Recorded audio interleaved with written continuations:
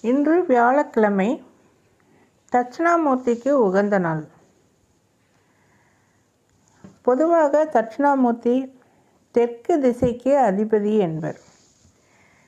சிவபெருமானின் 64 வடிவங்களுள் ஒருவர். ஜகத்குரு என போற்றப்படுபவர். குருவிற்கெல்லாம் குருவாக திகழ்பவர்.